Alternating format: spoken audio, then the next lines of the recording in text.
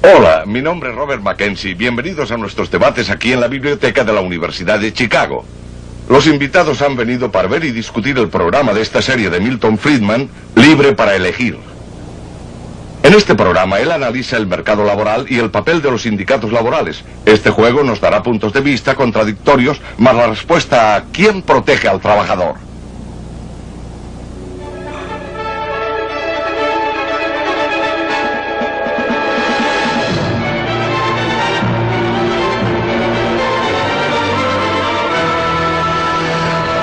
Libre para elegir.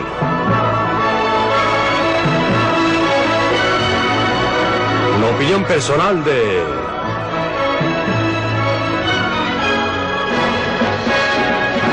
Milton Friedman.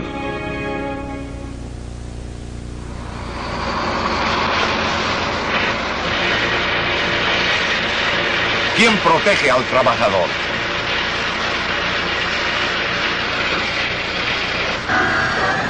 La gente que se gana la vida en la industria pesada rara vez tiene que quebrarse la espalda como lo tenían que hacer la mayoría de los trabajadores hace un siglo. Y sin embargo, ganan mucho más.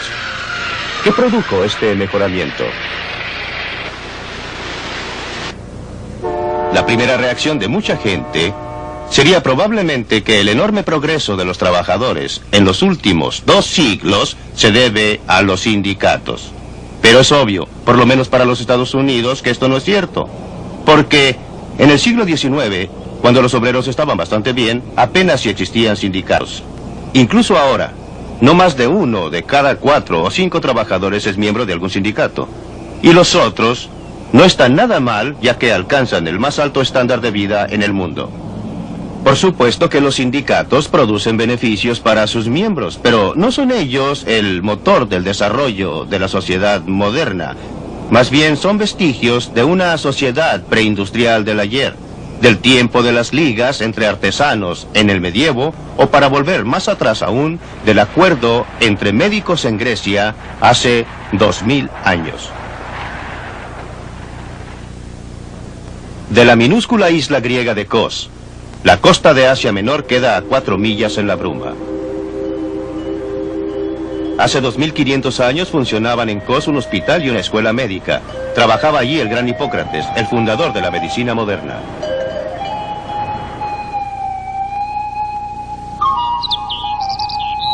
Según la leyenda, Hipócrates enseñaba a sus alumnos a la sombra de este árbol. Acogía a cualquiera dispuesto a aprender, mientras le pagara sus honorarios.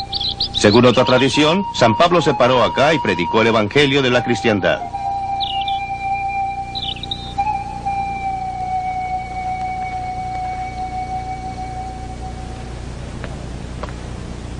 Lo que no es una leyenda es que Hipócrates y sus seguidores encaminaron a la medicina para que llegara a ser una ciencia. Cuando Hipócrates murió a la edad de 104 años, según la leyenda, esta isla estaba llena de cultores de la medicina.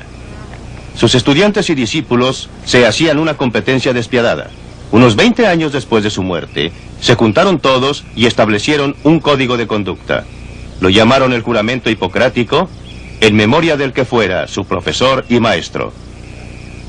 Cada nuevo médico, antes de poder practicar su arte, venía a este lugar, aquí, y frente a estas columnas hacía su juramento.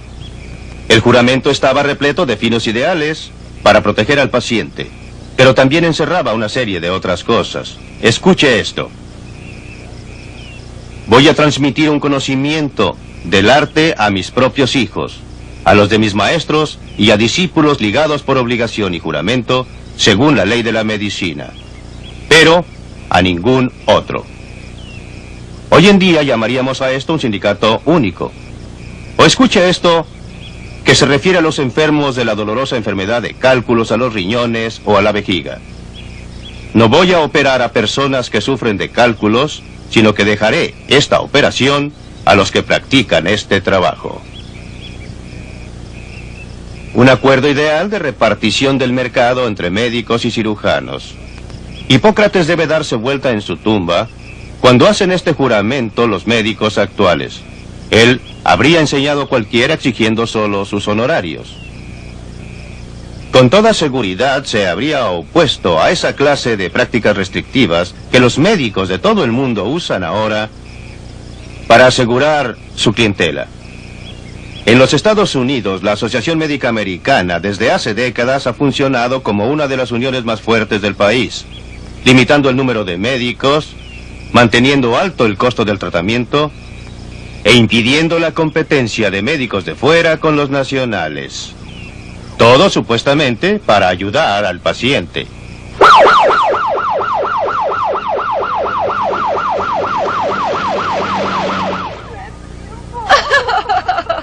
¿Se puede enderezar? ¡Ay, no sé! ¿Siente algo aquí? La tengo sujeta. Cada uno de nosotros puede tener de pronto necesidad de tratamiento médico. Cuando necesitamos tratamiento médico queremos lo mejor, pero ¿quién puede darnos ese tratamiento?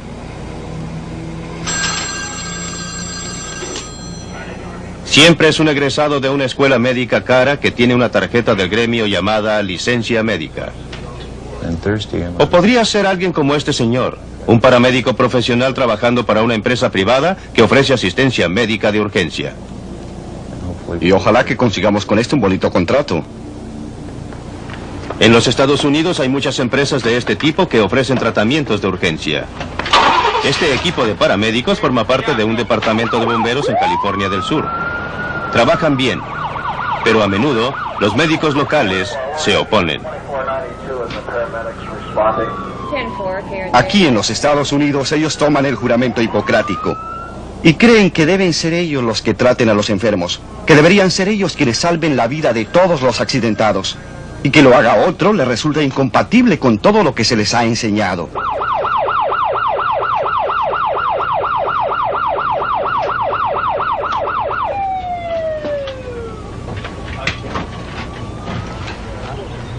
Pero los primeros auxilios, ¿por qué tienen que ser un monopolio de los médicos recibidos? ¿No deberían todos aquellos capaces de ofrecer ayuda efectiva poder hacerlo? ¿Alguien lo vio caer? Estaba tendido aquí cuando llegamos. Es seguro que nadie puede mantenerse en este negocio durante mucho tiempo si no demuestra que hace bien su trabajo. Esto lo sabe muy bien Joe Dolphin. Tomamos unas gráficas de estadística de los resultados de los paramédicos en California. Para darle un ejemplo, en el distrito de California en que trabajamos nosotros, una zona con unos 580,000 habitantes, menos del 1% de los enfermos que habían sufrido un paro cardíaco, alcanzó a sobrevivir y salir del hospital. Cuando empezamos a funcionar los paramédicos durante los primeros 6 meses, el 23% de los casos de paro cardíaco podían ser resucitados y una vez recuperados, dejaron el hospital para volver a sus trabajos. Creemos que esto resulta bastante llamativo y nos parece que los hechos hablan por sí solos. Sin embargo, comunicar esto a la comunidad médica resulta a veces sumamente difícil. Tienen sus propias ideas. Respiración 12 irregular. Eso es correcto, a mí me lo parece. Bien. ¿Cómo sigue allá abajo? ¿Estamos listos? Sí, 10-4. Clave 2, clave 2, clave 2. Las disputas entre miembros y no miembros de un sindicato no siempre transcurren de manera tan decente como entre la medicina organizada y Joe Dolphin. Un día, en 1978, unos trabajadores seguían en su trabajo cargando carbón sobre el río Ohio, en Indiana del Sur, a pesar de que el sindicato de obreros de la mina se había declarado en huelga. Aquella noche, un grupo de sindicalistas armados invadió el lugar. Y entonces incendiaron una pequeña casa aquí al lado del embarcadero. Luego de prenderle fuego al auto del señor Dick Garden aquí, y tiraron otra bomba incendiaria dentro del tráiler. Otros estaban incendiando camiones disparándole a los neumáticos. Yo había vuelto más allá. Podía escuchar los disparos y el aire que escapaba de los neumáticos. Por supuesto, había tanta gente revolviendo y haciendo tanto daño, incendiando cada vez más cosas. Estaban pasando una gran cantidad de cosas al mismo tiempo. Deberíamos haber estado bien armados y haberles disparado a esa gente, haber hecho algo para impedirle toda esta destrucción. Nunca hubiera creído que un agitador pudiese juntar tanta gente irresponsable para invadir la propiedad de alguien y destruir en forma criminal hasta que lo vi.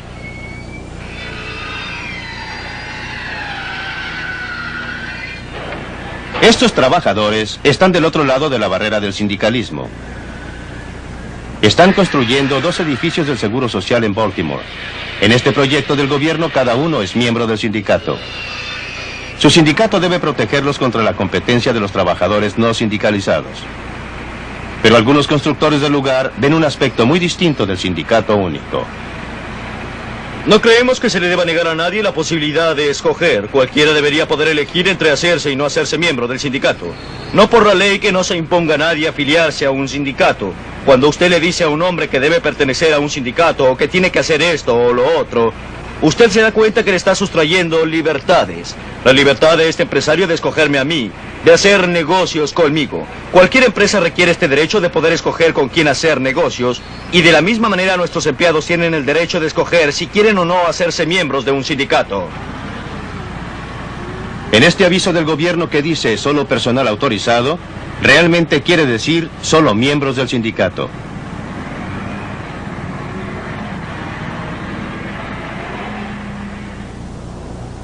Desde hace tiempo los sindicatos se han dado cuenta que la manera más segura y más eficaz para obtener poder sin violencia es el tener al gobierno federal de su lado. Por eso muchos sindicatos fuertes ubican su sede en las proximidades de la fuente del poder. Los dirigentes de los sindicatos que están ubicados cerca del Capitolio conocen muy bien este lugar. Es la sala asignada a la Comisión de Educación y Trabajo de la Cámara de Representantes. En ella se discute y se formula gran parte de nuestra legislación laboral antes de ser presentada al Congreso. Este tipo de sala la conozco muy bien porque me ha tocado dar a menudo testimonio delante de comisiones del Congreso, y todas las comisiones sesionan en salas como esta, allá arriba en el estrado. Es donde toman asiento los miembros del Senado. Por supuesto, detrás de ellos se aglomeran los ayudantes. Como usted sabe, cada uno de los miembros de la Cámara y del Senado tiene como 30 o 40 asistentes. A menudo, en las salas de comisiones, no hay casi nadie fuera de estos ayudantes. Cuando yo comparecía, lo hacía allá, donde presentan su testimonio los testigos. A veces me parecía todo un espectáculo montado solo para los ayudantes, con un miembro de la Cámara o un senador asomándose de vez en cuando para ver de qué se trataba. Esta, por ejemplo, es la sala en que hace poco se llevaron a cabo las audiencias sobre los últimos aumentos del salario mínimo. ¿Quién supone usted que ha venido para ofrecer testimonio en favor del aumento del salario mínimo? ¿Supone acaso que han sido representantes de la gente pobre directamente afectada por el proyecto de ley? Nada de eso. Los principales que vinieron a declarar fueron representantes de la Federación Americana de Trabajadores, la AFL-CIO, la principal y más poderosa organización de sindicatos del país. Difícil que haya un miembro de alguno de estos sindicatos que trabaje por un salario cercano al nivel mínimo. Pese a toda la retórica sobre la ayuda a los pobres, ellos están en favor de un aumento de salario mínimo por motivos diferentes, porque protege a los miembros de su sindicato de la competencia de los que ganan menos y carecen de experiencia.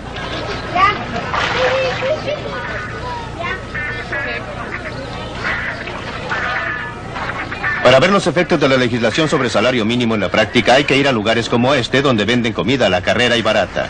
No se necesita mucha pericia para poder empezar a trabajar aquí. Solía ser tradicionalmente un trabajo donde podían ganar experiencia los que no tenían capacitación, y ya no es así debido a la legislación sobre salarios mínimos. Desde el punto de vista del trabajador, en algunos casos se debe beneficiar. Todo esto es para las minorías, trabajadores no especializados y gente joven. Un empresario, y en particular un empresario pequeño, no puede darse el lujo de emplear a salario alto, a salario mayor. Están dispuestos, sin embargo, a tomar aprendices y a ofrecerles entrenamiento. Esto resulta muy difícil ahora bajo la legislación sobre salario mínimo. Aquellos a quienes discrimina un salario mínimo más elevado es a la gente con poca experiencia, lo que incluye un número muy elevado de gente de color. A tal grado que desde hace algún tiempo estoy pensando que el salario mínimo resulta ser una legislación antinegros, no por la intención, sino por los resultados. Si dice esto, pues muchas gracias. Mientras más se le paga, la gente puede vivir mejor, ya sea que se le pague al contado o en especie. Este es el casino para empleados del Departamento de la Vivienda y Urbanización en Washington, D.C. Esta gente come a precios subsidiados. Como todos los funcionarios del gobierno federal, tienen generosos beneficios adicionales. Además, gozan de garantías en un grado increíble. Resulta casi imposible despedir a un funcionario. En enero de 1975, una mecanógrafa de la Agencia para la Protección del Medio Ambiente llegaba tarde al trabajo de manera tan regular que sus superiores pidieron que se le despidiera. Tomó 19 meses librarse de ella, y esa gráfica de más de 7 metros de largo enumera los trámites para satisfacer todos los reglamentos y los acuerdos de la administración y los sindicatos. Este es un típico cuento de terror. Esto es a lo que se llega. Muestra el número de trámites que hay que cumplir. El procedimiento implicaba al supervisor de la mecanógrafa, al subdirector, al director de personal, al administrador de la sucursal de la agencia, a un experto en relaciones laborales, a un segundo consejero en relaciones laborales, a una oficina especial de investigaciones y al director de la oficina de investigaciones. No hace falta agregar que todo esto, que corresponde casi a una guía de teléfonos, fue financiado por el dinero del contribuyente. En vez de tener un sistema idóneo, hay esto. ¿Quién podría inventar un trabajo mejor defendido que este antes que llegara a su fin?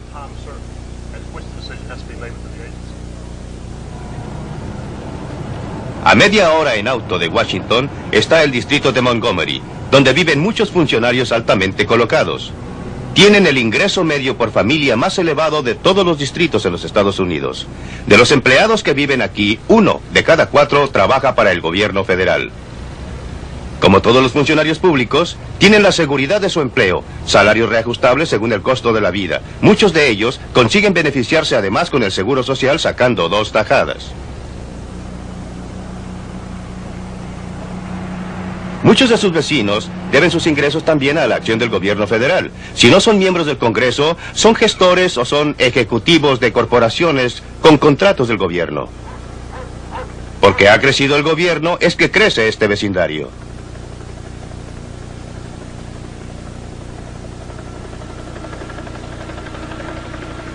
El gobierno protege a sus trabajadores precisamente como los sindicatos protegen a sus miembros, pero ambos lo hacen a costa de otros. No debería ser así.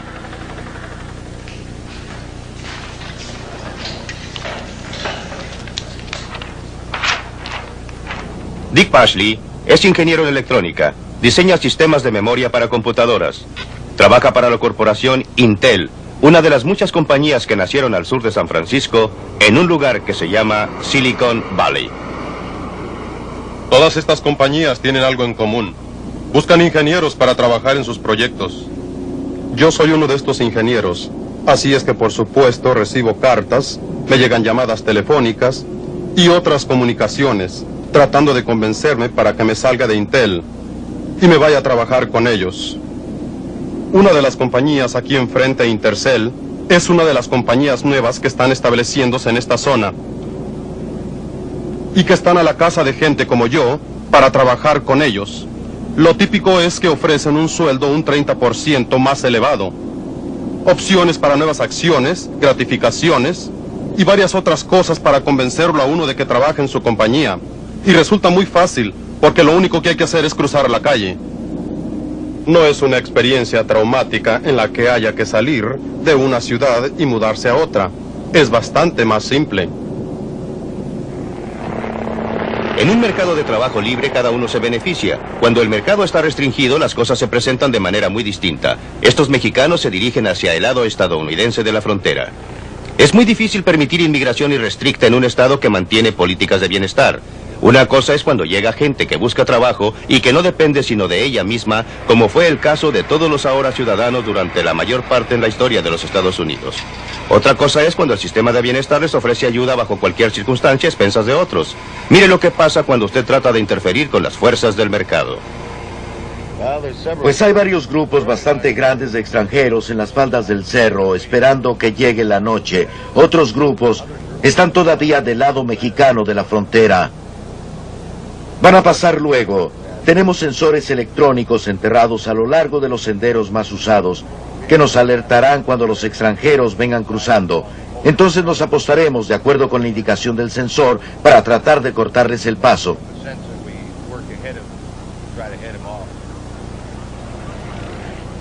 Atención, patrullas fronterizas.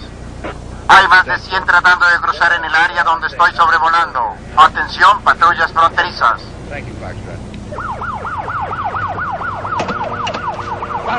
¡Deténganse! ¡Deténganse! ¡Deténganse!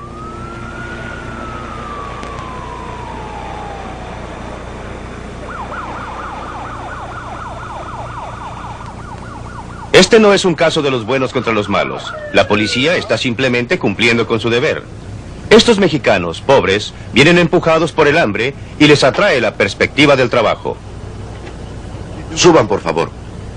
La policía tiene una tarea imposible. Van a correr, los vamos a detener, los vamos a devolver, pero tarde o temprano van a cruzar la frontera y después de un tiempo lo harán de nuevo. En solo un mes, en 1978, se detuvieron a 60,000 inmigrantes ilegales en esa parte de la frontera. Pero créalo o no, los patrulleros de frontera estiman que casi 200,000 alcanzan a pasar. Hasta lugares como este, en California del Norte, donde había trabajo esperándolos.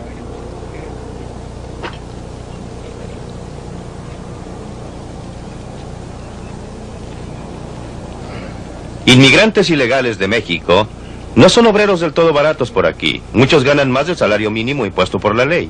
Lo consiguen porque los agricultores necesitan muchos obreros adicionales durante el período de cosecha y hay escasez de obreros nacionales. Jill Hannon y su socio manejan una granja que produce las pasas regordetas de California. Y hay una legislación en trámite que haría ilegal que los granjeros empleasen a obreros sin documentación. Y según entiendo, multarían a los granjeros con $1,000 por obrero. No me imagino que esto llegue a ser ley. Si se votara, habría un motín de todos los granjeros de por aquí. Resulta que el año pasado había bastante actividad en la zona de Kermit, a unos 24 kilómetros al oeste de Fresno. Muchos de los granjeros se unieron y hasta advirtieron a la patrulla fronteriza que se mantuviera a buena distancia. Y me temo que estaban dispuestos a apoyar todo esto con armas. Estaban muy alborotados porque su situación era desesperada. Necesitaban mano de obra. Era necesaria. Y la patrulla fronteriza se oponía a dejarlos pasar. La violencia por parte de los empleadores para asegurar la disponibilidad de mano de obra no es más justificable que la violencia por parte de los sindicatos para asegurar trabajo a sus miembros. Pero la violencia es uno de los resultados probables cuando se trata de evitar un acuerdo entre la gente que tiene trabajo por ofrecer y la gente que busca trabajo. Hace 15 años que la economía de Spartanburg, en Carolina del Sur, estaba estancada.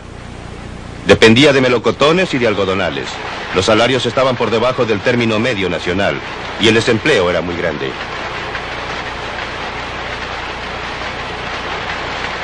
Entonces, dramáticamente, el cuadro cambió. La gente de Spartanburg decidió transformar su ciudad en un centro de comercio libre.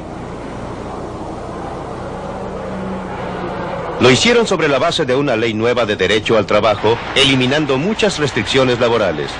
El Consejo Distrital redujo los impuestos al mínimo. Hicieron publicidad al hecho de que Spartanburg era un lugar donde valía la pena invertir.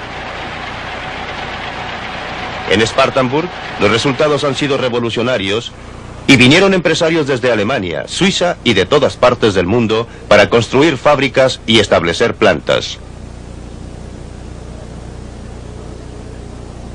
Los trabajadores de Spartanburg se beneficiaron sin duda con las industrias nuevas. Los primeros en darse cuenta han sido quienes poseían y quienes operaban las industrias tradicionales. En términos de negocio ha sido un problema. Quiero decir que debemos estar muy atentos. Tenemos que estar seguros de que ofrecemos un buen lugar de trabajo y de que estamos ofreciendo buenos trabajos y todo lo que usted quiera. Y que nos movemos en la forma más competitiva posible. Creo que desde el punto de vista de los trabajadores, no hay duda de que esto les ha ofrecido más oportunidades. Un mercado para los que rinden su trabajo y sus conocimientos profesionales. De repente, en un mercado libre son los obreros, que antes no encontraban trabajo, que ahora no se encuentran sino a duras penas. Ventajas para todo el mundo, obreros y empleadores, y la ciudad prosperó.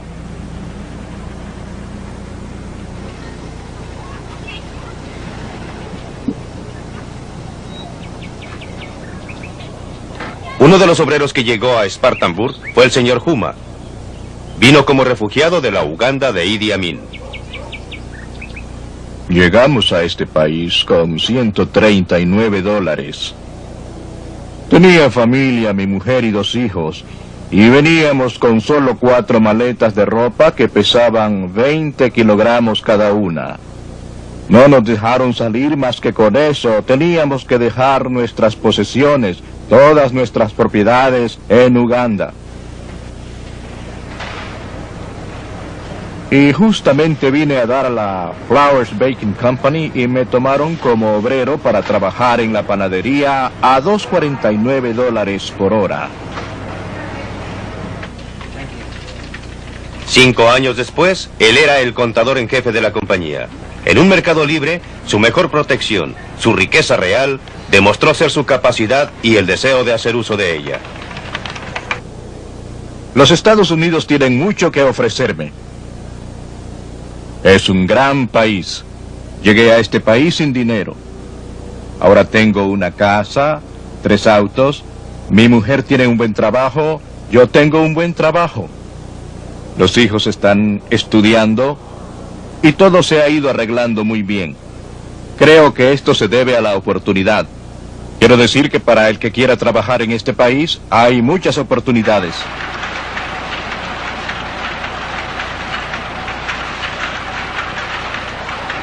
Cuando los sindicatos optan salarios más altos para sus miembros, restringiendo el acceso al mercado ocupacional, estos salarios afectan a otros trabajadores, reduciéndole las oportunidades. Cuando el gobierno paga sueldos más elevados a sus empleados, estos sueldos son pagados por los contribuyentes. Pero cuando los trabajadores obtienen mejores sueldos y condiciones de trabajo más civilizadas a través del mercado libre, cuando lo obtienen de empresas que compiten unas contra otras por los mejores trabajadores, que compiten a su vez entre sí por los mejores trabajos, estos sueldos más elevados no se financian a costa de nadie. Provienen exclusivamente de la productividad más elevada, de una mayor inversión del capital y de un mejor desempeño del obrero. El tamaño del pastel es mayor. Hay más para el obrero, pero también hay más para el empleador, el inversionista, el consumidor e incluso para el contribuyente. De esta manera, un sistema de mercado libre distribuye los frutos del progreso económico entre todos ellos. Esa es la esencia de la edad del obrero. Libre para elegir.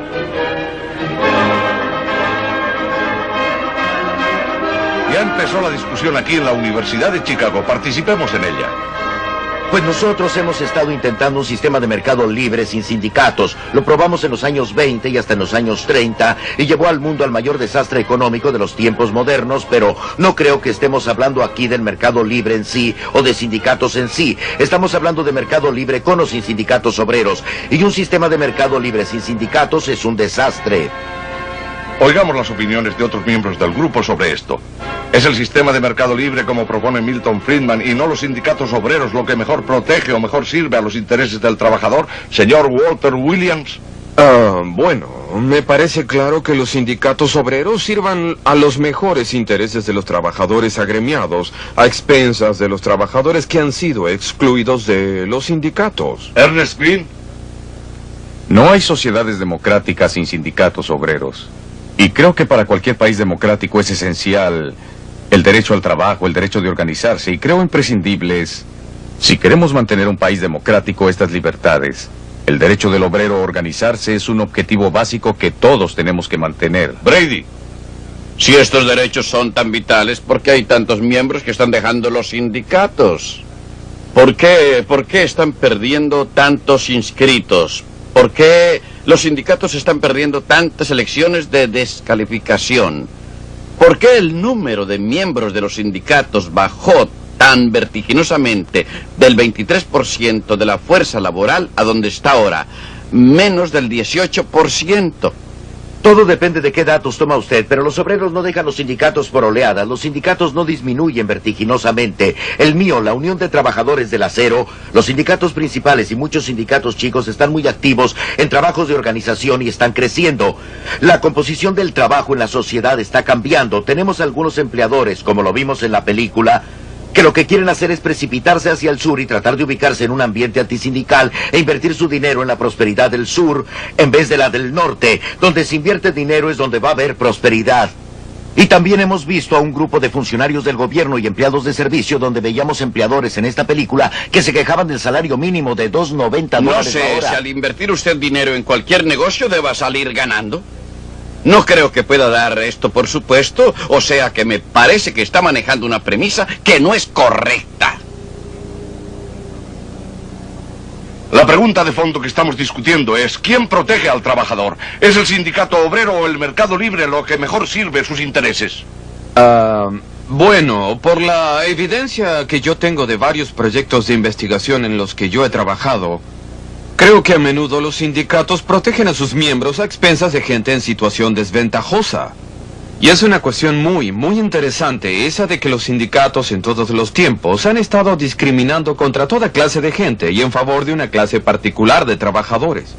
No es verdad, Walter. Hemos visto a sindicatos declararse en huelga, matar a algunos, dejar inválidos a otros porque querían incorporarse. Y en los términos de la observación del señor Green, él dice que una sociedad libre y democrática necesita sindicatos laborales. Sí, esto es verdad. Necesitamos el derecho de la asociación voluntaria. La gente tiene el derecho de formar asociaciones, pero no debe ser una exigencia que usted tenga que ser miembro de un sindicato para poder conseguir un contrato de trabajo. No podríamos tener algo más de realismo en esto, Walter. Hablar de los sindicatos en todos los tiempos no tiene sentido para describir dónde nos encontramos ahora en este siglo y en la hora actual. Este asunto de tratar de relacionar el origen de los sindicatos con la profesión médica y los juramentos hipocráticos o hipocríticos, según lo vea uno, volver al pasado de Grecia no es muy pertinente para nuestra realidad. Sí, lo es. La violencia, escúcheme un minuto, yo estaba esperando con paciencia. La violencia está asociada con, pues no con santa paciencia, pero sí esperé. La violencia está asociada con el movimiento laboral y lo demás ha sido mínimo y ha sido una reacción de este siglo, y no durante todos los tiempos. Una reacción de este siglo contra la violencia infligida a obreros por corporaciones y grupos económicos poderosos cuando no había una organización laboral que los protegiera, ni había manera de defenderse contra ese afán de ganar y tener poder. Ahora me dirijo a Milton porque se ha dado cuenta cómo va la discusión. Así es, lo que Lynn Williams está diciendo son puras tonterías. No hay otra, no hay dos maneras para eso. Las condiciones del obrero habían mejorado mucho en este país antes de que los sindicatos de obreros adquirieran importancia. No me van a contar que los millones de personas, mis padres, sus padres y los padres de muchas personas en derredor nuestro, llegaron a este país desde Europa para ser explotados o que llegaron para ser sometidos a la violencia. Por supuesto que habían incidentes y violencia. Disculpe, pero no estoy de acuerdo con usted. Creo que la mayoría de los negros no llegaron a este país por voluntad propia, sino que ellos fueron embarcados. Y todo en relación con... Déjele terminar y después volvemos con usted. Los negros son una excepción, estoy plenamente de acuerdo con usted, ¿no? Pero constituyen una excepción muy importante. Pero también hay millones y millones. La gente que representa al señor Williams en su mayoría no son negros.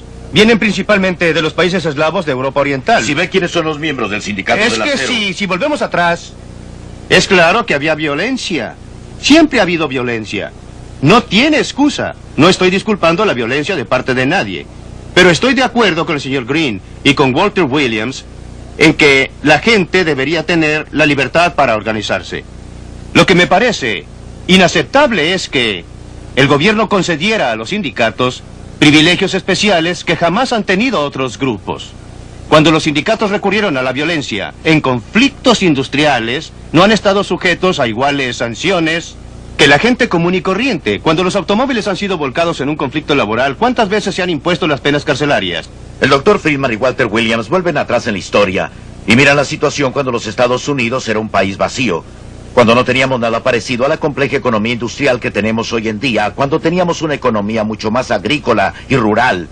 Y por supuesto, cuando los pobres campesinos de Europa, mis antepasados y la mayoría de nuestros antepasados, y no hablo de los eslavos, que es una situación distinta, pero cuando esa gente salió de Europa y llegó a un continente amplio y abierto, con el suelo más fértil que se podía encontrar en el mundo, por supuesto que entonces había progreso y sería demencial negarlo. Pero cuando esto se desarrolló, cuando aumentó la población y cuando nos transformamos en una economía industrial mucho más sofisticada, llegamos a la situación de los años 30. Y antes aún, hacia fines del siglo, con el aumento de la especialización, el movimiento laboral no surgió por casualidad. No nació sin que hiciera falta. Los resultados de tanto avance, a pesar de toda la riqueza que tienen los Estados Unidos, los resultados de este desarrollo era que mucha gente trabajadora no obtenía nada digno de la parte que en este progreso debía corresponderle por las leyes, o por la civilización, o por lo que fuera. Según usted, en un mercado libre de trabajo, todos se benefician. ¿Quiere decir que estaría a favor de la eliminación de toda restricción a la inmigración? La situación de las restricciones de inmigración está ligada al sistema del bienestar como política del gobierno. Como digo en la película, yo estaría en favor de la inmigración totalmente libre en una sociedad que no tenga un sistema público de bienestar. Con un sistema de bienestar como el nuestro, usted se encontrará con gente que inmigra para tener acceso al bienestar público y no para obtener empleo. Usted sabe, y es muy interesante, puede preguntarle a cualquiera. Antes de 1914, los Estados Unidos no tenía restricciones de inmigración. Estoy exagerando un poco, ya que había algunas restricciones para los orientales, pero en general la inmigración era libre.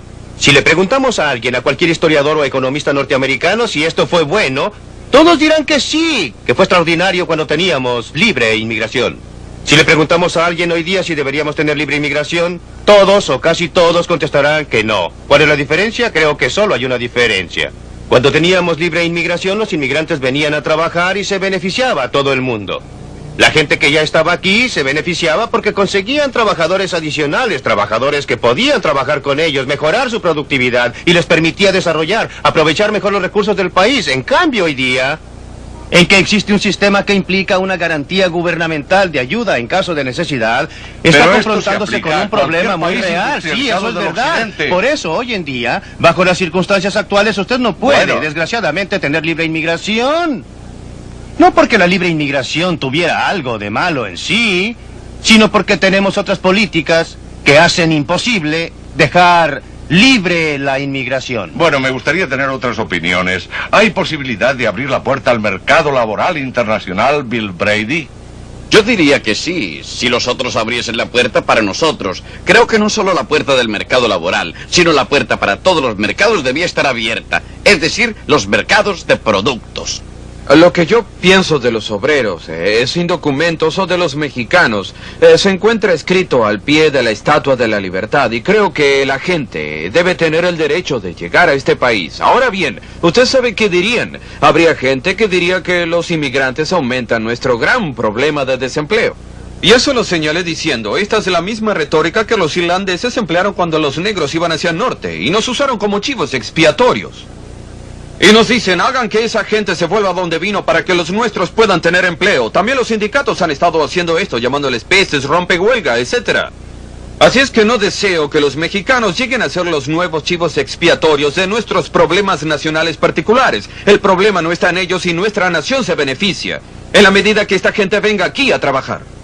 Y en la medida que incluso es favorable que permanezcan como extranjeros ilegales, en vez de extranjeros legales que tendrían acceso a nuestros programas de bienestar, así que no queremos que ellos sean legales. Yo no creo que este país deba admitir que un grupo de trabajadores se mantenga fuera de nuestro encuadre legal y de nuestra protección. Y mientras haya trabajadores atraídos por los Estados Unidos y su estándar de vida, yo creo que el salario mínimo juega un papel en ese contexto como parte de esta atracción. Pero me parece que traer a obreros sin documentos y sin ofrecerles los medios de protección, me parece que nos lleva a tener que preguntarnos si no debíamos ofrecer amnistía a estos conglomerados de obreros que han estado viniendo durante un periodo de tiempo de 3 o quizás 4 generaciones. Tenemos que asegurarles los mismos derechos y la misma protección que a todos los otros trabajadores. Así como están las cosas, un gran número de ellos está viviendo al margen de las leyes y de los estatutos vigentes en esta nación. Así es, y lo trágico de la situación, como lo hace ver Walter Williams, es que mientras sigan sin documentos e ilegales constituyen un beneficio neto. La nación se beneficia y ellos también. No estarían aquí si no fuera así. La tragedia está en que ahora que tenemos estas otras políticas y los convertimos en residentes legales, ya no resulta claro que salgamos beneficiados. Ellos pueden ser los que se benefician, pero no nosotros. Lo que Lynn Williams dijo anteriormente no refleja bien una vez más lo que está pensando. El impulso mayor para el movimiento sindical vino después de la Gran Depresión de los años 30. Esta Gran Depresión no fue un fracaso del capitalismo, no fue un fracaso del sistema del mercado privado, como lo demostramos en otro programa de esta misma serie. Fue un fracaso del gobierno.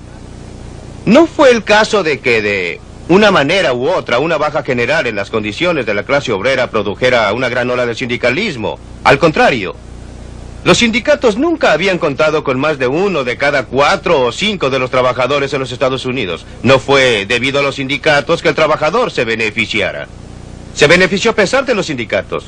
Se benefició porque habían más oportunidades, porque había gente dispuesta a invertir más dinero, porque había una oportunidad de trabajo para la gente de ahorrar y de hacer inversiones. Esto sigue siendo igual hoy día. Usted dice nosotros tenemos que ofrecerles algo a todos. ¿Quiénes son nosotros? ¿Cómo quiénes? Nosotros. Sí, nosotros. ¿Cómo lo hacemos? Y nosotros, la gente, les ofrecemos la protección asegurando su bienestar y códigos de seguridad ocupacional que protegen el ambiente donde ellos trabajan. Esto asegurando que tengan derechos civiles para proteger sus personas y asegurando que tengan leyes de libertades civiles para protegerlos más allá. Nosotros les estamos ofreciendo ¿Por qué esta vienen por aquí protección? si les resulta tan malo?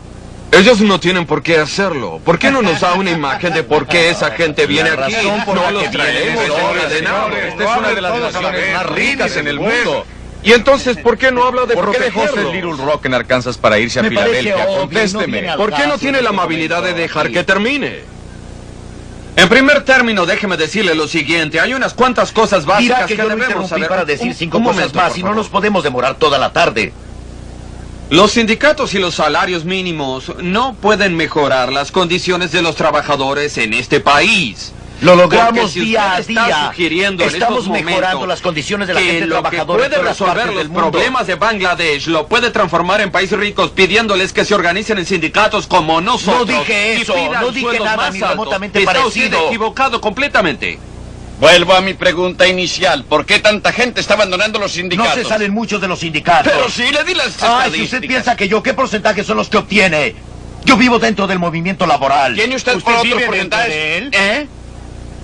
Vivo dentro del medio sindical y sé algo de sindicalismo. Por supuesto que me pagan y no me parece objetable. No, a mí tampoco. Por lo menos hace unos minutos conseguimos que hablara del movimiento laboral del siglo actual. Y estoy de acuerdo con la observación que hizo. Estoy de acuerdo con la observación que hizo sobre el desarrollo del sindicalismo industrial y que el movimiento sindical se produjo en los sucios años 30 y la depresión y que esencialmente ha sido un movimiento de la industria.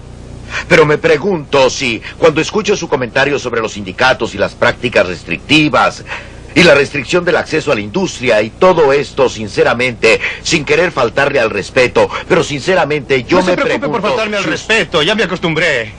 Me pregunto sinceramente si entiende cómo opera el movimiento sindical en la industria, la parte más reciente del movimiento sindical, cómo opera en realidad. Nosotros no decimos a nadie a quién debe emplear. Eso se lo aseguro, Friedman, no se ría. Hagamos la pregunta que tiene que ver con la película. El salario mínimo, que es una forma de intervención del gobierno, ¿ha operado en favor de los pobres y en favor de la clase obrera en general? Ya sé que usted se ha ocupado de esto desde hace tiempo. Bueno, por lo menos desde el punto de vista de los adolescentes, en particular los adolescentes menores, la ley del salario mínimo destruyó varias de las posibilidades de empleo. Por ejemplo, en 1948 el promedio de desempleo en la juventud negra entre los 16 y los 18 era de 9.4% y entre la juventud blanca era de 10.4% más o menos. El porcentaje de negros en la fuerza laboral era bastante más elevado que el de los blancos. Y con cada aumento en el salario mínimo se producía la recesión dramática que tenemos ahora. Y por eso la ley del salario mínimo tiene el efecto que podría traducirse en que el que no puede rendir 2.90 en productos por hora no merece el empleo. Es solo el salario Yo mínimo pienso- lo que hay que tomar en cuenta. Pero- También la reubicación de muchas compañías. Debe mirar el desplazamiento de la gente. Pienso que usted no debe hacer eso. Bueno, tomemos la reubicación de las compañías. Pues bien, se encuentra la misma tasa de desempleos de negros y blancos en los suburbios que en las ciudades. Quiero decir que lo que se trata es hacer... Aún si mantuviera como base... Usted está tomando un elemento... No, mire usted, yo estoy de acuerdo ahora, Lili, después se presenta una diferencia en la tasa de desempleo de los negros y la de los blancos. Y eso es muy importante. Vamos, Lin. Bueno, usted está tomando un elemento de años atrás cuando la situación era completamente diferente de la de hoy y salario mínimo, eso es no. Hay muchas otras cosas que son diferentes. El enorme desplazamiento de la gente de color desde 1948 no puede borrar eso olímpicamente, no puede decir que no puede atribuirlo al salario mínimo. Eso usted lo sabe muy bien. Quisiera que se aclarara ese punto. ¿Ha servido el salario mínimo a los intereses de la clase trabajadora de este país? Creo que no hay duda de que la gente trabajadora de este país estaría en bastantes peores condiciones que hoy en día.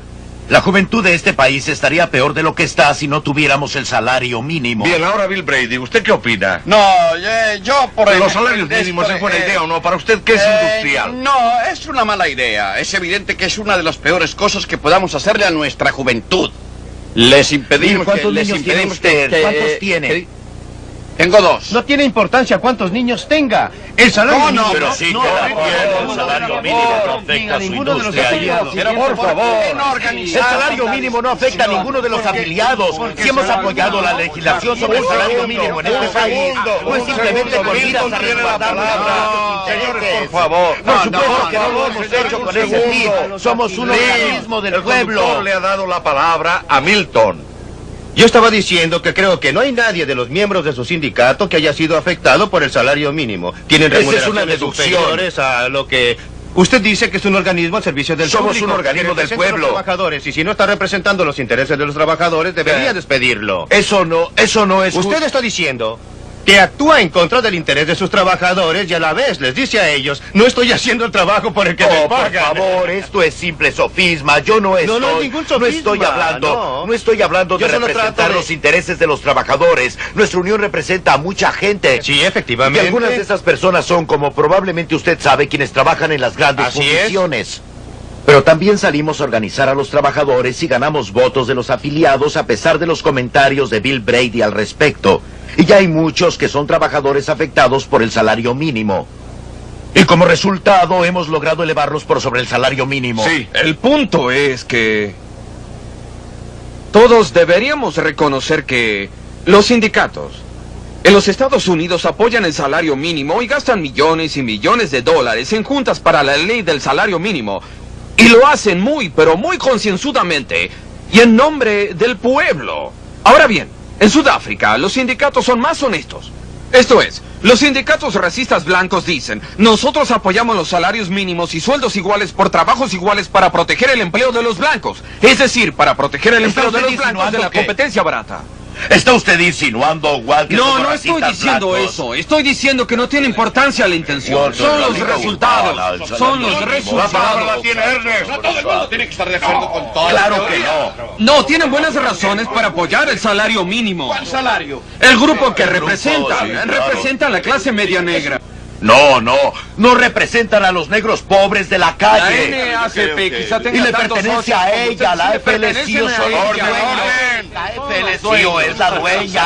Este es el punto de vista conservador. Voy a darle la palabra a Milton ahora. ¿Está usted diciendo entonces que apoya la derogación de la legislación sobre salario mínimo? Por supuesto. ¿Lo haría? Por supuesto que lo haría. Yo, por mi parte, quisiera sí. preguntarle a Ernest y a Lynn, ¿por qué quieren circunscribir el precio mínimo a los salarios? ¿Por qué no me dan un precio mínimo para los productos que manufacturamos? Si bien entiendo, no estamos aquí para discutir sus problemas como propietarios. Existe una diferencia, bueno, porque ustedes, un mínimo de ganancia. según presumo, son los que están tan ansiosos de lograr un sistema de libre mercado y de competir entre ustedes y de todo lo demás. Mire, Nosotros hablamos de las necesidades de los trabajadores y estamos hablando de las necesidades de las personas que llegan a una sociedad que no les proporciona suficiente empleo, que parece no ser capaz de proporcionárselos en la medida necesaria. Creo que la noción de que de alguna manera, dejando que cada uno de los que tienen puestos de alimentos o algo parecido, dejando quien sea que explote a la gente joven de esta nación, como quiera y que les paguen tan poco como les dé la gana, todos podrían trabajar, todos encontrarían un empleo, pero eso es completamente absurdo. Quisiera llevar a Milton a una de las etapas finales de su película, la parte sobre Spartanburg, Carolina del Sur. Y quisiera saber a qué conclusión ha llegado al respecto. ¿Quisiera usted, en efecto, ver a todos los Estados Unidos transformados en un Spartanburg con mayúsculas? Sí. ¿Y qué es lo que significaría todo esto? Significaría una mayor oportunidad para todos. Significaría una oportunidad para empleadores en todas partes, para competir entre sí en busca de trabajadores. Significaría una oportunidad para los trabajadores de encontrar empleos que puedan mejorar la utilización de sus especialidades. Significaría que los consumidores podríamos obtener mejores productos a menor precio. ¿Saben? Los consumidores también toman parte en esta situación. Deberían pensar de una manera u otra. Uno de los misterios para mí es que si el salario mínimo de $2.90 ayuda a la gente, ¿por qué no le ayudaría mejor un salario de $6? Porque esta gente no pide un salario mínimo de $200 y todo lo que hubiera que hacer para construir una nación serían $200 la hora. Milton. Sí, y que bancara también a las niñeras, ¿no? Y para mejorar la suerte y las condiciones de las personas solo es necesario decretar un salario Volvió más al tema alto. de salarios mínimos. Yo quiero saber cómo Spartanburg... Sí, bueno, Spartanburg mejoraría las cosas ya que introduce un mayor radio de competencia y lo que realmente protege al trabajador es la existencia de alternativas de empleadores interesados por sus servicios, como las alternativas de vendedores que protegen al consumidor. Milton, usted omitió otra cosa que se lograría, y es que se produciría un aumento sustancial en inversiones de capital. Efectivamente, así sería. ¿Y el capital es otro mejor amigo de nuestro trabajador? Claro. Esto es solamente para decir ciertamente que todo se beneficiaría. Esto es solamente para decir que una economía activa, una en que haya inversión, desarrollo y lo demás, es una economía buena para la clase trabajadora. Creo que se lo decimos a la FLCIO por lo menos una vez al mes sin parar. Pero no hay cosa que nos interese más que el tener una economía activa que funcione. La pregunta es cómo lograr eso. Yo sugiero y creo que hay argumentos siempre para lo que querramos discutir acerca de que la prosperidad que tenemos en Norteamérica hoy en día es porque los movimientos laborales han hecho enormes... el movimiento laboral ha contribuido enormemente a eso. Y de no haber existido el movimiento laboral, de no existir el salario mínimo, este país no sería tan próspero. Espera un momento, Lynn, espera un momento. Quisiera escuchar reacciones a eso. Él citó el caso de lo que habían logrado los sindicatos. ¿Acepta usted alguna parte de esa declaración? No, es descabellado tal como lo sugerí antes. Quiero decir, si los salarios mínimos pudieran hacer más rica a la gente, si los gremios pudieran hacerlo, lo único que hay que hacer es decir a la gente de Bangladesh, ¿por qué no se agrupan y piden sueldos más altos? Podrían ser ricos como en los Estados Unidos. Se lo estamos diciendo. Los trabajadores tienen salarios más altos en nuestro país porque son más productivos. Esa es la manera de lograr salarios más altos. Y todo esto es ridículo. ¿Y por qué son más productivos? Muy sencillo, porque tienen más capital. Mientras más altos los salarios, más altas las inversiones de capital en la industria. Y porque existen consumidores que compran y que tienen salarios que les permiten sin entrar inversión en el de capital no tendría el salario ni la forma de pagarles sin inversión de capital. Dinero, no habría mucha no habría forma de pagarles sin inversión. Ernest Bean, ¿cuál es su respuesta? Yo mantengo mi opinión inicial. Es un prerequisito de una sociedad democrática la sindicalización.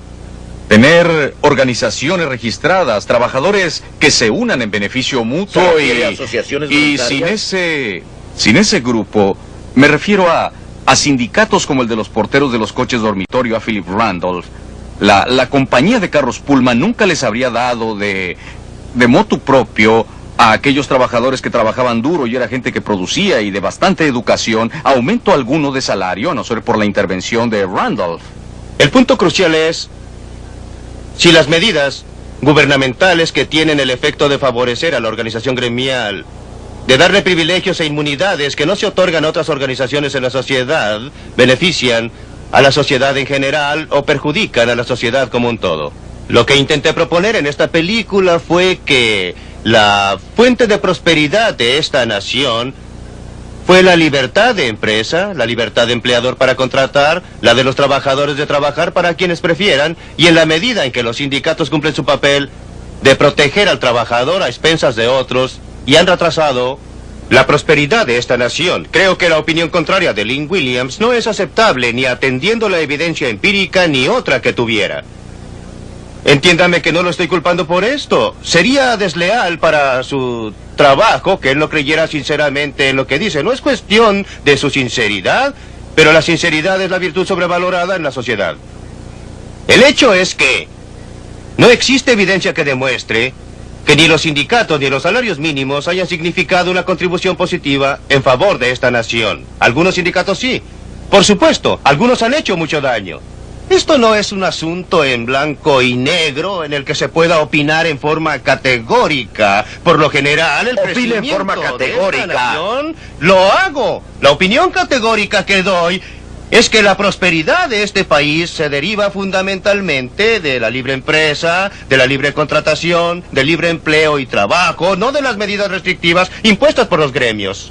Por favor, sean breves. Ernest. Y yo diría que la intervención del gobierno federal fuerte, financiada por los empleadores, los tipos de protección, los niveles de salarios y las condiciones de salud son las exigencias de este gobierno para la protección del pueblo, porque la historia ha demostrado que eso no ha ocurrido. Y en el caso de Spartanburg, Carolina del Sur, le reitero que si hay una razón por la que se logra una recuperación para atraer firmas de Suiza y de Alemania, es en primer lugar porque tenemos un gobierno fuerte que proporciona protección para todos los ciudadanos, lo que hace 15 años no ocurría.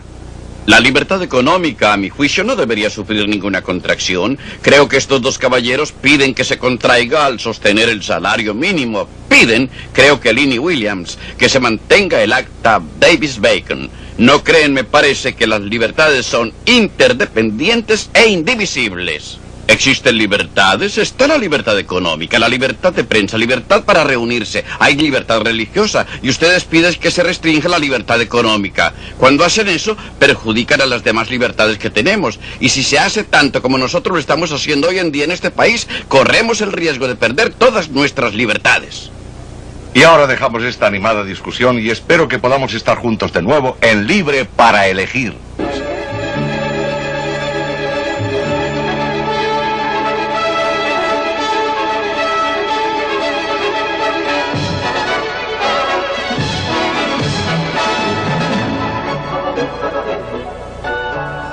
En el próximo programa, Milton Friedman enfocará uno de los más angustiosos problemas de hoy, el problema de la inflación.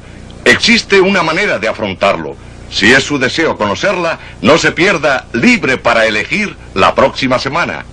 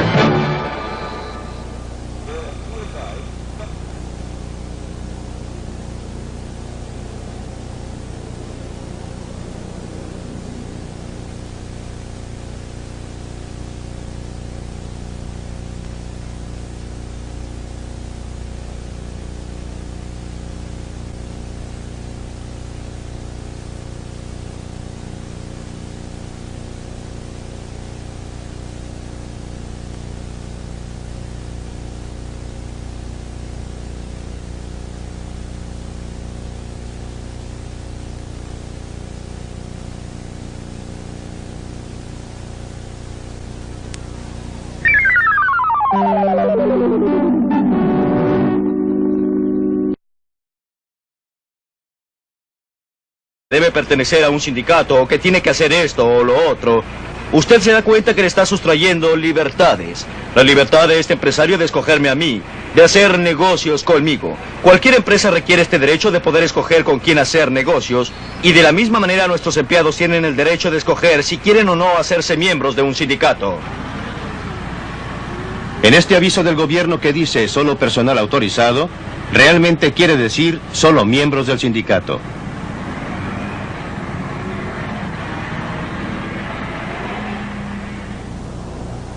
Desde hace tiempo los sindicatos se han dado cuenta que la manera más segura y más eficaz para obtener poder sin violencia es el tener al gobierno federal de su lado. Por eso muchos sindicatos fuertes ubican su sede en las proximidades de la fuente del poder. Los dirigentes de los sindicatos que están ubicados cerca del Capitolio conocen muy bien este lugar. Es la sala asignada a la Comisión de Educación y Trabajo de la Cámara de Representantes. En ella se discute y se formula gran parte de nuestra legislación laboral antes de ser presentada al Congreso. Este tipo de sala la conozco muy bien porque me ha tocado dar a menudo testimonio delante de comisiones del Congreso, y todas las comisiones sesionan en salas como esta, allá arriba en el estrado. Es donde toman asiento los miembros del Senado. Por supuesto, detrás de ellos se aglomeran los ayudantes. Como usted sabe, cada uno de los miembros de la Cámara y del Senado tiene como 30 o 40 asistentes. A menudo, en las salas de comisiones, no hay casi nadie fuera de estos ayudantes. Cuando yo comparecía, lo hacía allá, donde presentan su testimonio los testigos. A veces me parecía todo un espectáculo montado solo para los ayudantes, con un miembro de la Cámara o un senador asomándose de vez en cuando para ver de qué se trataba. Esta, por ejemplo, es la sala en que hace poco se llevaron a cabo las audiencias sobre los últimos aumentos del salario mínimo. ¿Quién supone usted que ha venido para ofrecer testimonio en favor del aumento del salario mínimo? ¿Supone acaso que han sido representantes de la gente pobre directamente afectada por el proyecto de ley? Nada de eso. Los principales que vinieron a declarar fueron representantes de la Federación Americana de Trabajadores, la AFL-CIO, la principal y más poderosa organización de sindicatos del país. Difícil que haya un miembro de alguno de estos sindicatos que trabaje por un salario cercano al nivel mínimo. Pese a toda la retórica sobre la ayuda a los pobres, ellos están en favor de un aumento de salario mínimo por motivos diferentes, porque protege a los miembros de su sindicato de la competencia de los que ganan menos y carecen de experiencia.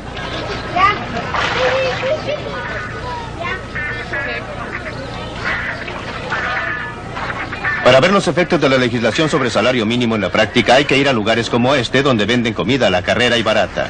No se necesita mucha pericia para poder empezar a trabajar aquí. Solía ser tradicionalmente un trabajo donde podían ganar experiencia los que no tenían capacitación, y ya no es así debido a la legislación sobre salarios mínimos. Desde el punto de vista del trabajador, en algunos casos se debe beneficiar. Todo esto es para las minorías, trabajadores no especializados y gente joven. Un empresario, y en particular un empresario pequeño, no puede darse el lujo de emplear a salario alto, a salario mayor. Están dispuestos, sin embargo, a tomar aprendices y a ofrecerles entrenamiento. Esto resulta muy difícil ahora bajo la legislación sobre salario mínimo. Aquellos a quienes discrimina un salario mínimo más elevado es a la gente con poca experiencia, lo que incluye un número muy elevado de gente de color. A tal grado que desde hace algún tiempo estoy pensando que el salario mínimo resulta ser una legislación antinegros, no por la intención, sino por los resultados. Se dice esto, pues muchas gracias. Mientras más se le paga, la gente puede vivir mejor, ya sea que se le pague al contado o en especie. Este es el casino para empleados del Departamento de la Vivienda y Urbanización en Washington, D.C. Esta gente come a precios subsidiados. Como todos los funcionarios del gobierno federal, tienen generosos beneficios adicionales. Además, gozan de garantías en un grado increíble. Resulta casi imposible despedir a un funcionario. En enero de 1975, una mecanógrafa de la Agencia para la Protección del Medio Ambiente llegaba tarde al trabajo de manera tan regular que sus superiores pidieron que se le despidiera. Tomó 19 meses librarse de ella, y esa gráfica de más de 7 metros de largo enumera los trámites para satisfacer todos los reglamentos y los acuerdos de la administración y los sindicatos. Este es un típico cuento de terror. Esto es a lo que se llega. Muestra el número de trámites que hay que cumplir. El procedimiento implicaba al supervisor de la mecanógrafa, al subdirector, al director de personal, al administrador de la sucursal de la agencia, a un experto en relaciones laborales, a un segundo consejero en relaciones laborales, a una oficina especial de investigaciones y al director de la oficina de investigaciones. No hace falta agregar que todo esto, que corresponde casi a una guía de teléfonos, fue financiado por el dinero del contribuyente. En vez de tener un sistema idóneo, hay esto. ¿Quién podría inventar un trabajo mejor defendido que este antes que llegara a su fin?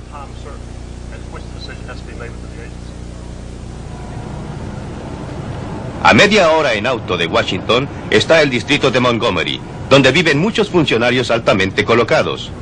Tienen el ingreso medio por familia más elevado de todos los distritos en los Estados Unidos. De los empleados que viven aquí, 1 de cada 4 trabaja para el gobierno federal. Como todos los funcionarios públicos, tienen la seguridad de su empleo, salarios reajustables según el costo de la vida. Muchos de ellos consiguen beneficiarse además con el seguro social sacando 2 tajadas. Muchos de sus vecinos deben sus ingresos también a la acción del gobierno federal. Si no son miembros del Congreso, son gestores o son ejecutivos de corporaciones con contratos del gobierno. Porque ha crecido el gobierno, es que crece este vecindario.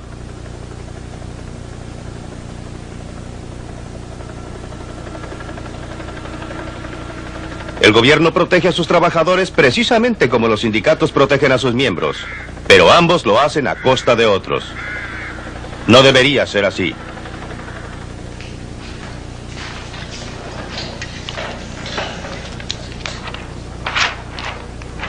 Dick Pashley es ingeniero en electrónica, diseña sistemas de memoria para computadoras. Trabaja para la corporación Intel, una de las muchas compañías que nacieron al sur de San Francisco, en un lugar que se llama Silicon Valley. Todas estas compañías tienen algo en común. Buscan ingenieros para trabajar en sus proyectos.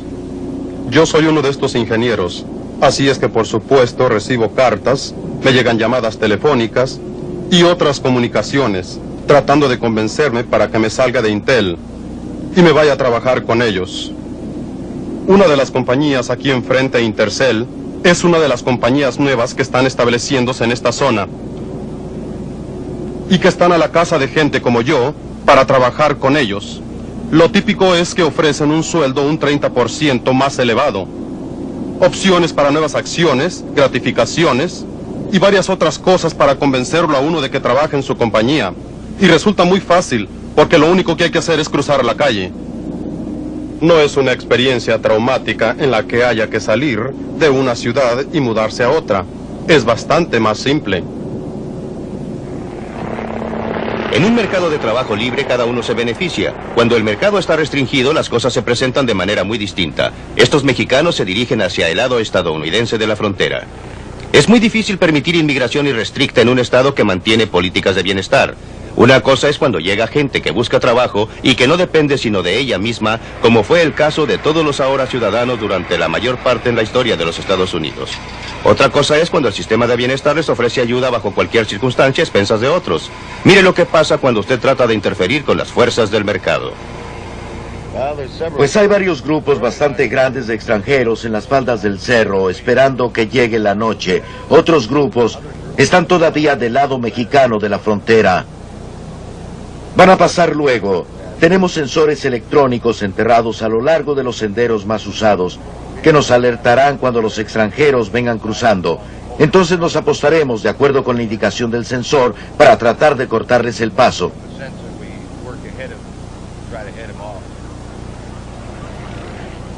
Atención, patrullas fronterizas. Hay más de 100 tratando de cruzar en el área donde estoy sobrevolando. Atención, patrullas fronterizas.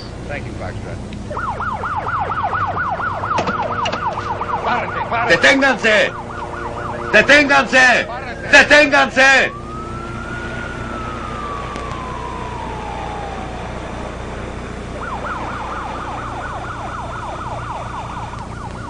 Este no es un caso de los buenos contra los malos. La policía está simplemente cumpliendo con su deber. Estos mexicanos, pobres, vienen empujados por el hambre y les atrae la perspectiva del trabajo. Suban, por favor. La policía tiene una tarea imposible. Van a correr, los vamos a detener, los vamos a devolver, pero tarde o temprano van a cruzar la frontera y después de un tiempo lo harán de nuevo. En solo un mes, en 1978, se detuvieron a 60.000 inmigrantes ilegales en esa parte de la frontera. Pero créalo o no, los patrulleros de frontera estiman que casi 200.000 alcanzan a pasar, hasta lugares como este, en California del Norte, donde había trabajo esperándolos.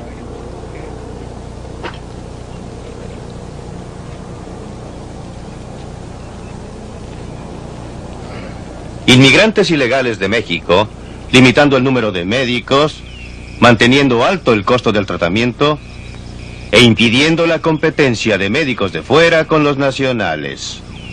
Todo supuestamente para ayudar al paciente.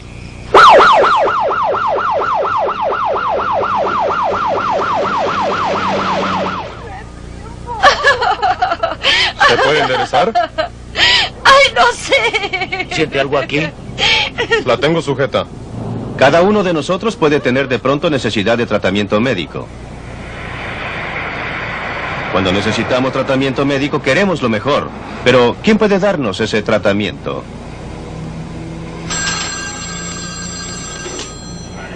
Siempre es un egresado de una escuela médica cara que tiene una tarjeta del gremio llamada licencia médica. O podría ser alguien como este señor, un paramédico profesional trabajando para una empresa privada que ofrece asistencia médica de urgencia. Y ojalá que consigamos con esto un bonito contrato. En los Estados Unidos hay muchas empresas de este tipo que ofrecen tratamientos de urgencia. Este equipo de paramédicos forma parte de un departamento de bomberos en California del Sur. Trabajan bien, pero a menudo los médicos locales se oponen. Aquí en los Estados Unidos ellos toman el juramento hipocrático y creen que deben ser ellos los que traten a los enfermos, que deberían ser ellos quienes salven la vida de todos los accidentados, y que lo haga otro les resulta incompatible con todo lo que se les ha enseñado.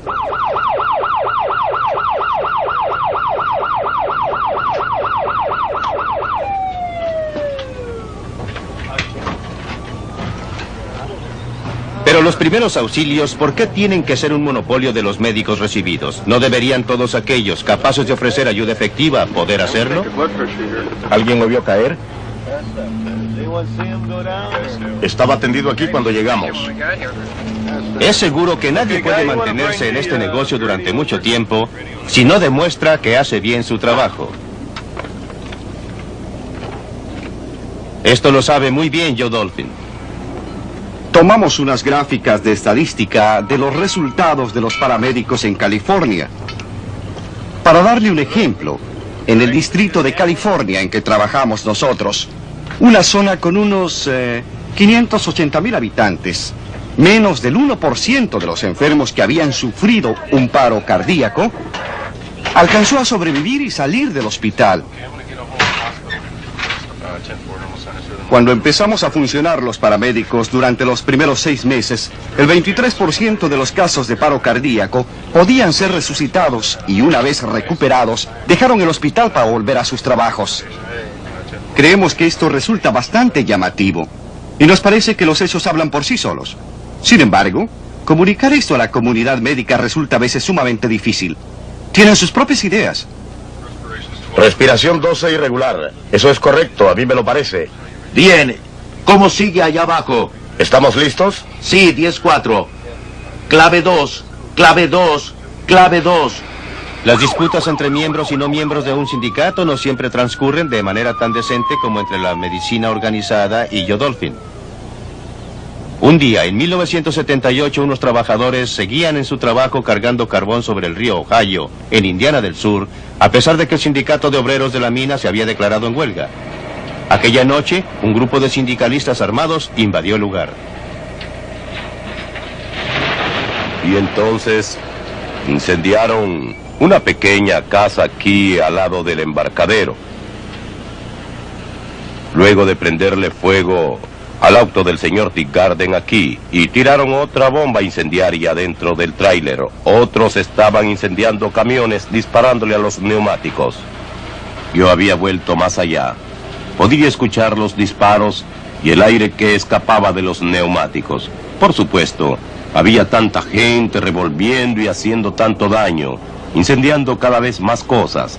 Estaban pasando una gran cantidad de cosas al mismo tiempo. Deberíamos haber estado bien armados y haberles disparado a esa gente, haber hecho algo para impedirle toda esta destrucción. Nunca hubiera creído que un agitador pudiese juntar tanta gente irresponsable para invadir la propiedad de alguien y destruir en forma criminal hasta que lo vi.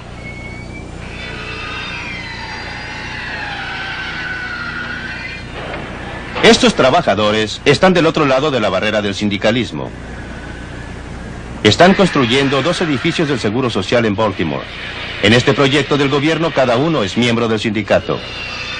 Su sindicato debe protegerlos contra la competencia de los trabajadores no sindicalizados. Pero algunos constructores del lugar ven un aspecto muy distinto del sindicato único. No creemos que se le deba negar a nadie la posibilidad de escoger. Cualquiera debería poder elegir entre hacerse y no hacerse miembro del sindicato. No por la ley que no se imponga a nadie afiliarse a un sindicato. Cuando usted le dice a un hombre que... No son obreros del todo baratos por aquí. Muchos ganan más del salario mínimo impuesto por la ley. Lo consiguen porque los agricultores necesitan muchos obreros adicionales durante el período de cosecha y hay escasez de obreros nacionales.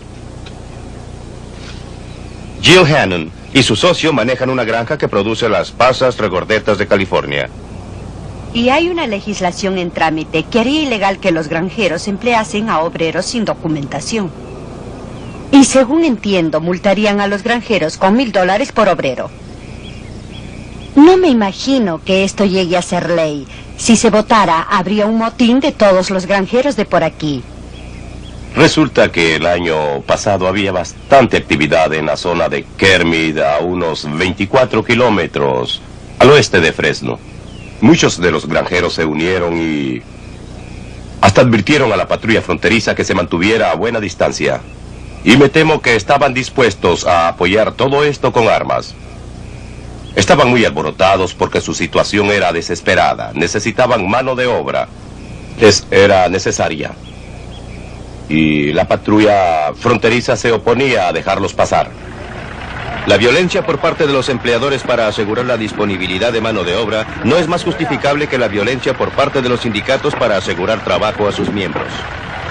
Pero la violencia es uno de los resultados probables cuando se trata de evitar un acuerdo entre la gente que tiene trabajo por ofrecer y la gente que busca trabajo.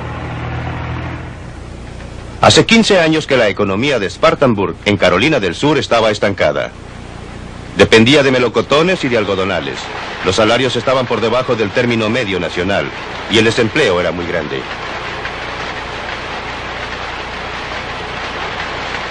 Entonces, dramáticamente, el cuadro cambió.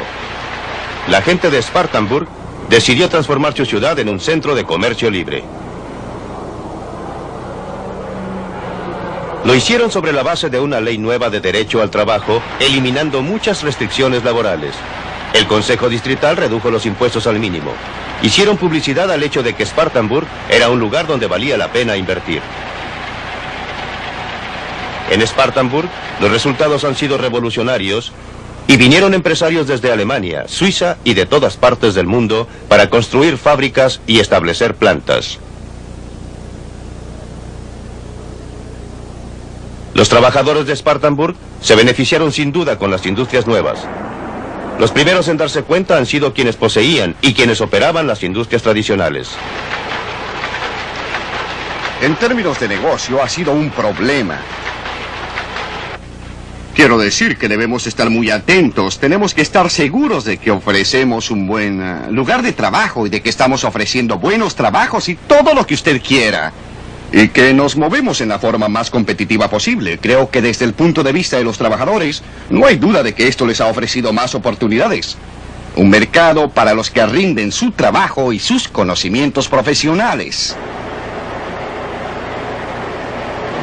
De repente, en un mercado libre, son los obreros, que antes no encontraban trabajo, que ahora no se encuentran sino a duras penas. Ventajas para todo el mundo, obreros y empleadores, y la ciudad prosperó.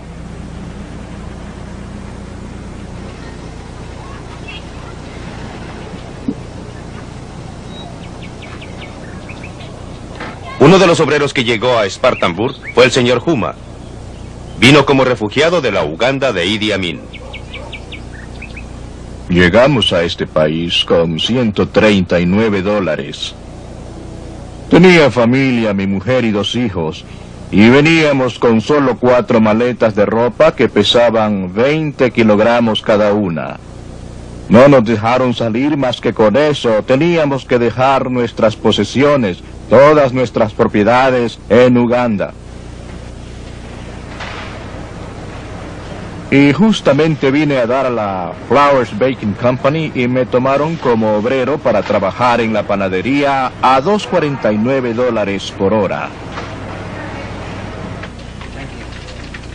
5 años después, él era el contador en jefe de la compañía. En un mercado libre, su mejor protección, su riqueza real, demostró ser su capacidad y el deseo de hacer uso de ella. Los Estados Unidos tienen mucho que ofrecerme. Es un gran país. Llegué a este país sin dinero. Ahora tengo una casa, 3 autos, mi mujer tiene un buen trabajo, yo tengo un buen trabajo. Los hijos están estudiando y todo se ha ido arreglando muy bien. Creo que esto se debe a la oportunidad. Quiero decir que para el que quiera trabajar en este país hay muchas oportunidades.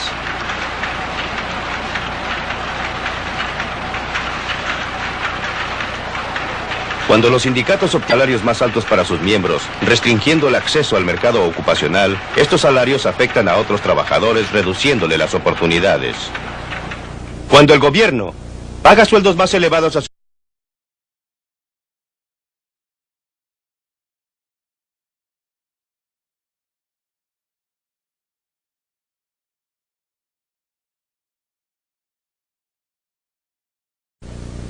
Hola, mi nombre es Robert Mackenzie. Bienvenidos a nuestros debates aquí en la biblioteca de la Universidad de Chicago. Los invitados han venido para ver y discutir el programa de esta serie de Milton Friedman, Libre para Elegir. En este programa, él analiza el mercado laboral y el papel de los sindicatos laborales. Este juego nos dará puntos de vista contradictorios, más la respuesta a ¿quién protege al trabajador?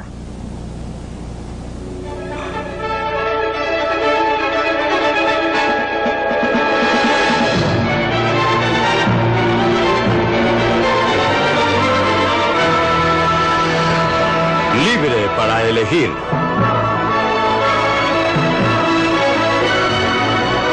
Una opinión personal de...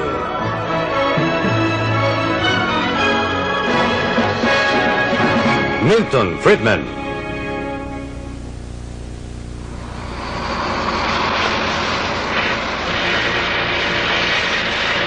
¿Quién protege al trabajador?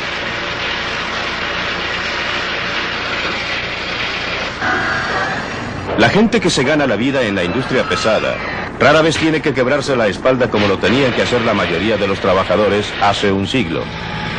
Y sin embargo, ganan mucho más. ¿Qué produjo este mejoramiento?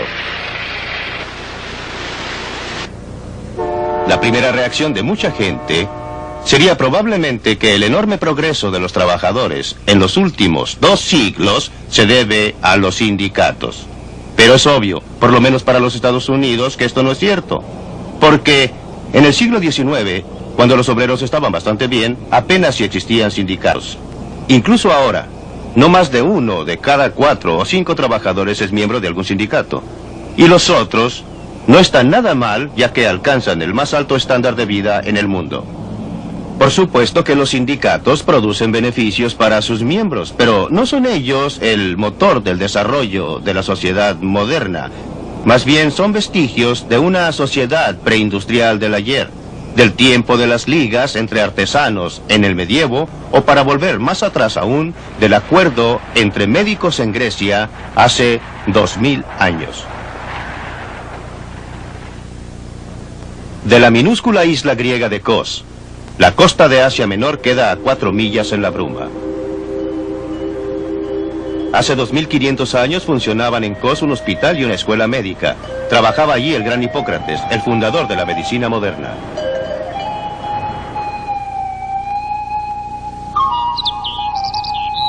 Según la leyenda, Hipócrates enseñaba a sus alumnos a la sombra de este árbol.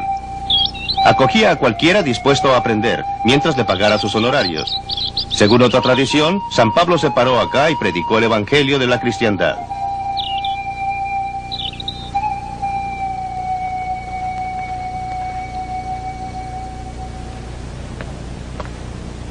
Lo que no es una leyenda es que Hipócrates y sus seguidores encaminaron a la medicina para que llegara a ser una ciencia. Cuando Hipócrates murió a la edad de 104 años, según la leyenda, esta isla estaba llena de cultores de la medicina. Sus estudiantes y discípulos se hacían una competencia despiadada. Unos 20 años después de su muerte, se juntaron todos y establecieron un código de conducta. Lo llamaron el juramento hipocrático, en memoria del que fuera su profesor y maestro. Cada nuevo médico, antes de poder practicar su arte, venía a este lugar, aquí, y frente a estas columnas hacía su juramento. El juramento estaba repleto de finos ideales para proteger al paciente, pero también encerraba una serie de otras cosas. Escuche esto. Voy a transmitir un conocimiento del arte a mis propios hijos, a los de mis maestros y a discípulos ligados por obligación y juramento, según la ley de la medicina, pero a ningún otro. Hoy en día llamaríamos a esto un sindicato único. O escuche esto, que se refiere a los enfermos de la dolorosa enfermedad de cálculos a los riñones o a la vejiga. No voy a operar a personas que sufren de cálculos, sino que dejaré esta operación a los que practican este trabajo. Un acuerdo ideal de repartición del mercado entre médicos y cirujanos. Hipócrates debe darse vuelta en su tumba cuando hacen este juramento los médicos actuales. Él habría enseñado cualquiera exigiendo solo sus honorarios. Con toda seguridad se habría opuesto a esa clase de prácticas restrictivas que los médicos de todo el mundo usan ahora para asegurar su clientela. En los Estados Unidos, la Asociación Médica Americana desde hace décadas ha funcionado como una de las uniones más fuertes del país.